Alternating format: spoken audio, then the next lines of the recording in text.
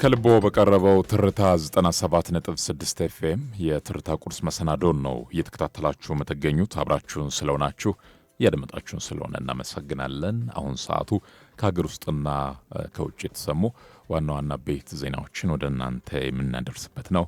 የሀገር ውስጥ ጉዳዮችን በማስቀደም እንጀምራለን። ጠቅላይ ሚኒስትሩ ዛሬ በምክር ቤት ተገኝተው ማብራሪያ ይሰጣሉ። የኢፌዴሪ ጠቅላይ ሚኒስትር አብይ አህመድ ዛሬ ዕለተ ማክሰኞ ሰኔ 30 ቀን 2018 ዓ.ም በሕዝብ ተወካዮች ምክር ቤት በመገኘት የ2018 በጀት ዓመት የስራ አፈጻጸምና የቀጣዩን ዓመት በጀት አስመልክቶ ከምክር ቤት አባላት ለሚቀርቡላቸው ጥያቄዎች ማብራሪያ እንደሚሰጡ የምክር ቤቱ ይፋዊ የማህበራዊ ትስስር ገጽ ላይ የወጣው መረጃ ያመላክታል። በኢፌዴሪ ህገ መንግስት አንቀጽ 55 ንዑስ አንቀጽ 17 ና በምክር ቤቱ የአሰራርና የአባላት ስነ ምግባር ደንብ ቁጥር 6/2008 አንቀጽ 81 ንዑስ አንቀጽ 1 እና 3 መሰረት ምክር ቤቱ ጠቅላይ ሚኒስትሩን ጨምሮ ሌሎች የፌዴራሉ መንግስት ባለስልጣናት ለጥያቄ የመጥራትና የህግ አስፈጻሚውን አካል አሰራር የመመርመር የመከታተልና የመቆጣጠር ስልጣን እንዳለው ይታወቃል። በዚህም የምክር ቤቱ የአሰራርና የአባላት ስነ ምግባር ደንብ መሰረት ጠቅላይ ሚኒስትሩ የመንግስትን የስራ አፈጻጸም ሪፖርት በአመት 2 ጊዜ ለምክር ቤቱ ማቅረብ ይኖርባቸዋል። በመሆኑም ዛሬ በሚካሄደው 6ኛው የምክር ቤቱ 5ኛ ዓመት የስራ ዘመን 30ኛ መደበኛ ስብሰባው ላይ ጠቅላይ ሚኒስትር አብይ አህመድ በምክር ቤቱ ተገኝተው የመንግስትን የ2018 በጀት ዓመት የእቅድ አፈጻጸም ሪፖርትና የ2019 በጀት ዓመት ዓመታዊ በጀት በተመለከተ ከምክር ቤት አባላት ለሚነሱ ጥያቄዎች ማብራሪያና ምላሽ እንደሚሰጡ ይጠበቃል። በኢኮኖሚ፣ በማህበራዊ ልማት፣ በፍትህና መልካም አስተዳደር ዘርፎች የተከናወኑ ስራዎችን በዝርዝር ይቀርባሉ ተብሎ በሚጠበቅበት በዛሬው የምክር ቤት ውሎ በተጨማሪም የሰላምና ደህንነት ግንባታ፣ የውጭ ግንኙነትና ዲፕሎማሲ፣ የሀገራዊ ምክክር ኮሚሽን አፈጻጸም እንዲሁም የ7ኛው ዙር ሀገራዊ ምርጫ ዝግጅት ጉዳዮች እንደሚዳሰሱበት ይገመታል። ከጠዋቱ 2 ሰዓት ከ30 በሚጀምረው በምክር ቤቱ ስብሰባ ላይ የመገናኛ ብዙሃን ባለሙያዎች፣ ጥሪ የተደረገላቸው ተጋባዥ እንግዶች፣ የተለያዩ ሀገራት አምባሳደሮችና የዓለም አቀፍ ተቋማት ተጠሪዎች፣ የሃይማኖት አባቶች፣ ታዋቂ ግለሰቦች፣ የተፎካካሪ ፓርቲ አመራሮች ይገኛሉ ተብሎ ይጠበቃል። በኢትዮጵያ የሕክምና ፈቃድ አሰጣጥ ፈተና ላይ መሰረታዊ ማሻሻያ ማድረግ ያስፈልጋል ተባለ። በአዲስ አበባ ከተማ እየተካሄደ ባለው ሚዲድ አፍሪካ 2026 የሕክምና ትምህርት ጉባኤ ላይ የቀረበ አዲስ ጥናት እንደሚያመለክተው በሀገሪቱ ተግባራዊ የሆነ ያለው የብሔራዊ የሕክምና ፈቃድ አሰጣጥ ፈተና ወይም ደግሞ ኤንኤምኤልኢ መሰረታዊ ማሻሻያዎችን ይፈልጋል። በ8 የሕክምና ትምህርት ቤቶች ላይ የተካሄደው ይህ ጥናት አሁን ያለው የፈተና ስርዓት ተማሪዎች በተግባራዊ ክህሎት ላይ ከማተኮር ይልቅ ፈተናን ማለፍ ላይ ብቻ እንዲያተኩሩ እያደረገ መሆኑን አረጋግጧል። በተጨማሪም ፈተናው በተማሪዎች ላይ ከፍተኛ የስነ ልቦና ጫና እየፈጠረ መሆኑንና የትምህርት ይዘቶች በፈተናው ላይ በሚወጡ ጥያቄዎች ላይ ብቻ እንዲገደቡ እያደረገ መሆኑ በጥናቱ ላይ ተመላክቷል። የፈተናው ይዘት ከተማሪዎች ትክክለኛ የስራ ቦታ ብቃት ጋር ያለው ትስስርም አጠራጣሪ መሆኑ ተገልጿል። በመሆኑም የጥናቱ አቅራቢዎች ለወደፊቱ ተግባራዊ ሊሆን የሚገባቸው በርካታ የውሳኔ ሀሳቦችን ያቀረቡ ሲሆን የፍቃድ አሰጣጥ ፈተናው ከጽሁፍ በተጨማሪ ከተግባር ሙከራ ጋር እንዲቀናጅ የፈተና ስርዓቱ የተቀናጀ ወጥ እንዲሆን እንዲሁም ፈተናው ከእውቀት መለኪያነት ባለፈ ተግባራዊ ሙያ ብቃትን ወደ መለካት እንዲሸጋገር ጠይቀዋል። ከዚህም ባሻገር የፍቃድ አሰጣጥ ሂደቱ ከስራ ዕድል ጋር መተሳሰር እንዳለበት አጽንኦት ተሰጥቷል። በአጠቃላይ የብሔራዊ የሕክምና ፍቃድ አሰጣጥ ፈተናው የሕክምና ጥራትን ለመጠበቅ ጠቃሚ ቢሆንም የትምህርት ጥራትን በዘላቂነት ለማረጋገጥ ግን ስርዓታዊ ለውጥ እንደሚያስፈልገው መገለጹን የዘገበው ባልደረባችን አበበ ተገኘ ነው። ሀገራዊ ጉዳዮችን አጠናቀን ወደ ውጭ ዜናዎች ተሻግረናል። በቅድሚያ የአፍሪካ ዜና። የዓለም አቀፍ የገበያ ዋጋ መቀነስ በኡጋንዳ የቡና ኤክስፖርት ላይ ጫና ማሳደሩ ተነግረዋል። በዓለም አቀፍ ገበያ ላይ የቡና ዋጋ መውረድና ኤክስፖርት መጠኑ መቀነስ በአፍሪካ ቡና ላኪ በሆነችው ኡጋንዳ ላይ ከፍተኛ የገቢ ቅናሽ ማስከተሉ ነው የተገለጸው። የአገሪቱ ግብርና ሚኒስቴር ይፋ ባደረገው ሪፖርት መሰረት ኡጋንዳ ባለፈው ግንቦት ወር ከቡና ኤክስፖርት ያገኘችው ገቢ 151.7 ሚሊዮን ዶላር ሲሆን ይህም ካለፈው ዓመት ተመሳሳይ ወቅት ጋር ሲነጻጸር የ38 በመቶ ቅናሽ አሳይቷል። ለዋጋው መረጋጋትና መውረድ በዓለም ትልቁ ቡና አምራች የሆነችው ብራዚል ከፍተኛ ምርት እንደምታመርት መገመቱ በምክንያትነት ተጠቅሷል። የኡጋንዳ መንግስት እንዲህ አይነቱን የዓለም ገበያ መዋዠቅ ለመቋቋም ቡናን በጥሬው ከመላክ ይልቅ እሴት ጨምሮ መላክ ላይ ትኩረት እንደሚያደርግም አስታውቀዋል። በመጨረሻም የተባበሩት መንግስታት ድርጅት በአርቲፊሻል ኢንተለጀንስ ላይ ዓለም አቀፍ የቁጥጥር ስርዓት እንዲዘረጋ ጠየቀ። የድርጅቱ ዋና ጸሐፊ አንቶኒዮ ጉተሬዝ በአርቲፊሻል ኢንተለጀንስ ወይም የሰው ሰራሽ ቴክኖሎጂ ላይ አስቸኳይ ዓለም አቀፍ የቁጥጥር ስርዓት እንዲዘረጋ ጥሪ አቅርበዋል። ዋና ጸሐፊው በጄኔቫ በተካሄደው የዓለም አቀፍ የውይይት መድረክ ላይ እንደተናገሩት የቴክኖሎጂው ፈጣን እድገት መንግስታትና ተቋማት ለመቆጣጠር ከሚችሉት በላይ እየሆነ ነው። በመሆኑም የሰውን ልጅ መብት የሚያከብርና ፍትሐዊ የሆነ የሕግ ማዕቀፍ ያስፈልጋል ያሉት ዋና ጸሐፊው የቴክኖሎጂ ኩባንያዎች የሚጠቀሙትን ከፍተኛ የኃይል መጠን ግልጽ አድርገው እንደ አውሮፓውያን አቆጣጠር በ2030 የመረጃ ማዕከሎችን በታዳሽ ኃይል እንዲያንቀሳቅሱ ጠይቀዋል። በተጨማሪም የሰው ልጅ ቀጥተኛ ቁጥጥር ሳይሹ ራሳቸውን ችለው ጥቃት የሚሰነዝሩ ገዳይ ወታደራዊ መሳሪያዎች ሙሉ በሙሉ ሊታገዱ እንደሚገባና የህይወትና የሞት ውሳኔ ለቴክኖሎጂ ሊተው እንደማይገባም አሳስበዋል። ዓለም ደህንነቱን ለመጠበቅ ያለው ጊዜ አጭር በመሆኑ አስቸኳይ እርምጃ ያስፈልጋል ብለዋል። ትርታ ቁርስን እያደመጣችሁ ትገኛላችሁ። አብራችሁን ስለሆናችሁ እናመሰግናለን። ቀደም ሲል ከሀገር ውስጥና ከውጭ የተሰሙ ዋና ዋና ቤት ዜናዎችን አስደመጥናችሁ። ከልቦ በቀረበው ትርታ 97.6 ኤፍኤም የትርታ ቁርስ መሰናዶውን ነው በመከታተል ላይ የምትገኙት። አብራችሁን ስለሆናችሁ እያደመጣችሁን ስለሆነ እናመሰግናለን። ይህን ሰዓት አጋር በመሆን አብረውን እየሰሩ የሚገኙ ተቋማትን እናመሰግናለን። ከራይድ ጋር ወደፊት የሚለው ራይድ ትራንስፖርት የዚህ ሰዓት አጋራችን ነው። በተለይም ከውጭ ሀገራት ወደ ሀገር ቤት በተለያየ አጋጣሚ የሚመጡ ወዳጅ ዘመዶን በአካል ለመቀበል ጊዜ ቢያጥሮ ታማኙ የጉዞ አማራጮ ራይድ ትራንስፖርት እንክብካቤ ሳያጓድል ደህንነታቸው እንደተጠበቀ በአይነ ስጋ ያገናኘውታል ይላል።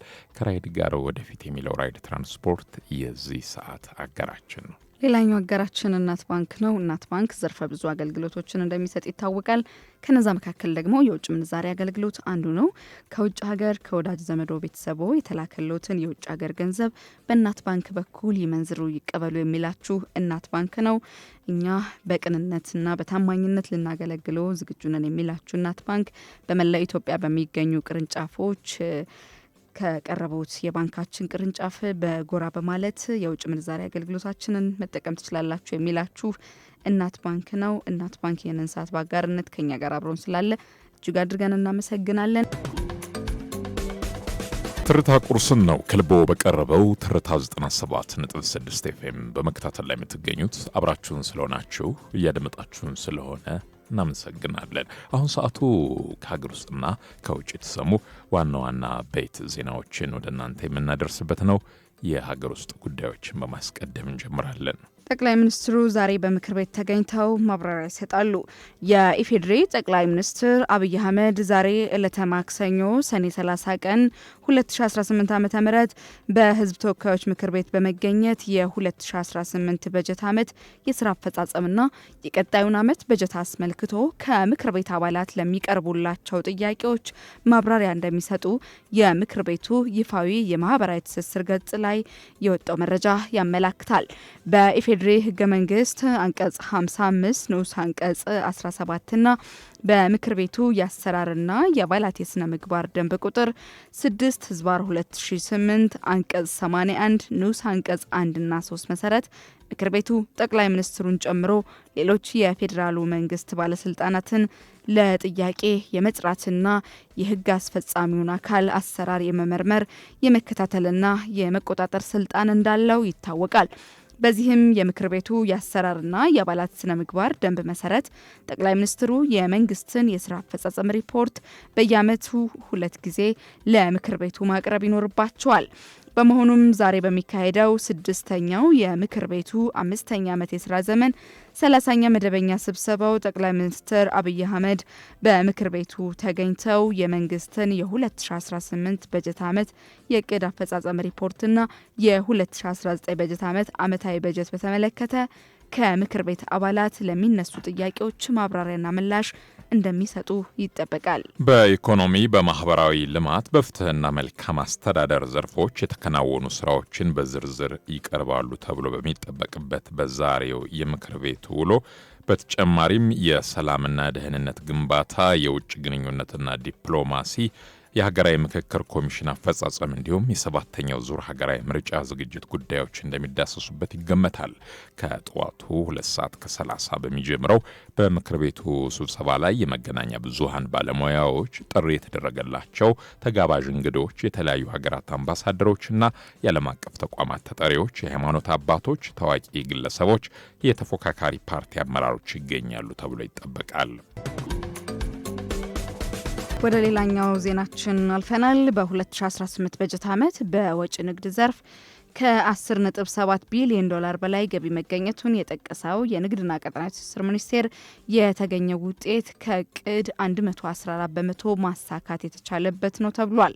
በበጀት ዓመቱ የንግዱ ዘርፍ በስትራቴጂካዊ ሪፎርሞች የተጠናከረ መሆኑን የገለጹት የንግድና ቀጠናዊ ትስስር ሚኒስትሩ ዶክተር ካሳሁን ጎፌ የንግድ ምዝገባና ፍቃድ አገልግሎት ወደ ዲጂታል አሰራር በተቀየረው አገልግሎት መሰረት ከ3.4 ሚሊዮን በላይ አገልግሎቶች መሰጠታቸውንም አስታውቀዋል። ሚኒስትሩ የንግድ ስርዓቱን ህጋዊነት ለማጠናከር ከ2.9 ሚሊዮን በላይ የድህረ ፍቃድ ኢንስፔክሽን ስራዎች መከናወናቸው በተጠቀሰበት በዚህ መግለጫቸው በገበያ ስርዓት ማሻሻያ ዘርፍ 804 አዳዲስ የቅዳሜና እሁድ ግብይት ማዕከላት መጨመራቸውን በማመልከት በአጠቃላይ የግብይት ማዕከላት ቁጥር 2369 መድረሳቸው ተመላክተዋል። በሌላ በኩል በበጀት ዓመቱ 31 ዘመናዊ የገበያ ማዕከላት፣ 10 የቁም እንስሳት ገበያ ማዕከላት ሙሉ በሙሉ ተጠናቀው ስራ ላይ መዋላቸውን የገለጸው ሚኒስቴር መስሪያ ቤቱ በአጠቃላይ የ2018 የአፈጻጸም ሪፖርት በወጪ ንግድ እድገት፣ በዲጂታል ሪፎርም፣ በገበያ መሰረተ ልማት ማስፋፊያና በህጋዊ ቁጥጥር ዘርፍ ጉልህ ውጤቶች መመዝገባቸውን ጠቅሷል። ሀገራዊ ጉዳዮችን አጠናቀን ወደ ውጭ ዜናዎች አልፈናል። በቅድሚያ አፍሪካ ሩሲያ የማሊ መንግስት ከአማጽያን የሚሰነዘርበትን ጥቃት እንዲከላከል የጦር መሳሪያ መላኳ ተነገረ። አልጀዚራ አገኘሁት ያለው መረጃ እንደሚያመላክተው ከሆነ የሩሲያ ባህር ኃይል የማሊ ወታደራዊ መንግስት በአማጽያን የሚሰነዘርበትን ጥቃት መቋቋም እንዲችል የጦር መሳሪያዎችን ጭኖ ጉዞ ጀምሯል። ከአልቃይዳ ጋር ግንኙነት ያላቸው ታጣቂዎችና የቱዋሬግ ተገንጣይ አማጽያን በማሊ ሰሜናዊ ክፍል የሚገኙ አካባቢዎችን የከበቡ ሲሆን በሩሲያ የሚደገፉ ኃይሎች የማሊ ወታደራዊ መንግስት እንዳይወድቅ ጣልቃ ገብተዋል ተብሏል። ይህ አዲስ የመሳሪያ ድጋፍ የመጣው አማጽያኑ በቅርቡ በዋና ከተማዋ ባማኮና በስትራቴጂካዊቷ የኪዳል ከተማ ላይ የተቀናጀ ጥቃት በመሰንዘር በሩሲያና በማሊ ኃይሎች ላይ ጥቃት ካደረሱ በኋላ መሆኑን አልጀዚራ ዘግቧል። በመጨረሻም የሰሜን አትላንቲክ ጦር ቃል ኪዳን ኔቶ ዋና ጸሐፊ ማርክ ሩቶ ህብረቱ ከቱርክ የመከላከያ ኢንዱስትሪ ምርቶች ከፍተኛ ጥቅም እያገኘ መሆኑንና በህብረቱ ውስጥ የቱርክ ሚና እጅግ አስፈላጊ መሆኑን አስታወቁ። ዋና ጸሐፊው በቱርክ አንካራ ከሚካሄደው የኔቶ ጉባኤ አስቀድሞ በሰጡት ጋዜጣዊ መግለጫ እንደ አሴልሳን ያሉ የቱርክ ግዙፍ የጦር መሳሪያ አምራች ኩባንያዎች ለህብረቱ አባል ሀገራት ትልቅ የደህንነት ድጋፍ እያደረጉ መሆኑን ጠቅሰዋል። አባል ሀገራት የኢኮኖሚ አቅማቸውን ወደ ወታደራዊ ዝግጁነት እንዲቀይሩና ለድሮኖች፣ ለሚሳይሎችና ለአየር መከላከያ ስርዓት በጀት እንዲመድቡ የጠየቁት ዋና ጸሐፊው በጉባኤው ላይ በቢሊዮን ዶላር የሚቆጠሩ አዳዲስ የመከላከያ ስምምነቶች ይፋ እንደሚደረጉም አመላክተዋል። ይህ ድጋፍና ትብብርም በቀጣይ ተጠናክሮ እንደሚቀጥል ያላቸውን መተማመን መግለጻቸውን የዘገበው አናዶሉ ነው። ከልቦ ከቀረበው ትርታ 97.6 ኤፍኤም የትርታ ቁርስ መሰናዶን ነው በመከታተል ላይ የምትገኙት። አብራችሁን ስለሆናችሁ ያደመጣችሁን ስለሆነ እናመሰግናለን። ብርቱካን ዋልተ ንጉሱና ንጉሱ በሪውን በቀጣይ ያስተናገድናችሁ ዩኤል አሰፋ ደግሞ ቴክኒኩን በጥራት በመቆጣጠር አብረናችሁ የጋራ ቆይታ አደረግን። ቀሪ ትርታ መሰናዶዎች እስከ እኩለ ሌሊት 6 ሰዓት አምረው ደምቀው መሰማታቸውን ይቀጥላሉ። እኛ በዚሁ ተሰናበትን። ሰናይ ቀን ይሁንላችሁ።